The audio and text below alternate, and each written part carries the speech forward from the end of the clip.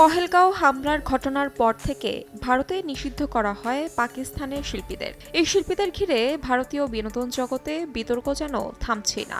এমনকি পাকিস্তানের কোনো শিল্পী সম্পর্কে নরম সুরে কথা বললে খোদ ভারতীয় শিল্পীরাই বিভিন্ন মহল থেকে কটাক্ষের মুখে পড়ছেন। বেশ কিছুদিন ধরে সেই বিতর্কে আছেন দিলজিৎ দোসাঞ্জ।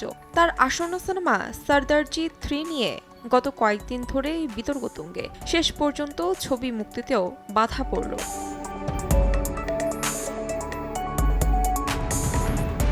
সরদারজি 3 সিনেমায় দিলজিতের বিপরীতে অভিনয় করেছেন পাকিস্তানি অভিনেত্রী হানিয়া আমির। এই কারণে সরদারজি 3 থেকে অভিনেত্রীকে বাদ দেওয়ার দাবি উঠছিল। কিন্তু পহেলগাঁও হত্যাকাণ্ডের বেশ কিছুদিন আগেই শেষ হয়ে গিয়েছিল দিলজিতের সিনেমার শুটিং। তাই হানিয়াকে নিয়েই সেই সিনেমার কাজ শেষ করতে হয় পাঞ্জাবি শিল্পীকে।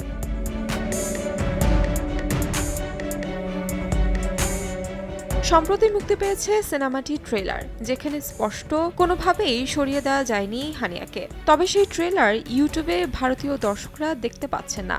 নির্মাতারাই ভারতীয়দের জন্য তা প্রকাশ করেননি, তাই ভারতেই এই ছবি মুক্তি পাচ্ছে না। বর্তমান পরিস্থিতির কথা মাথায় রেখেই এই সিদ্ধান্ত নেওয়া হয়েছে বলে জানায় দিলজিৎ। তাহমিনা তন্নি, সময় সংবাদ।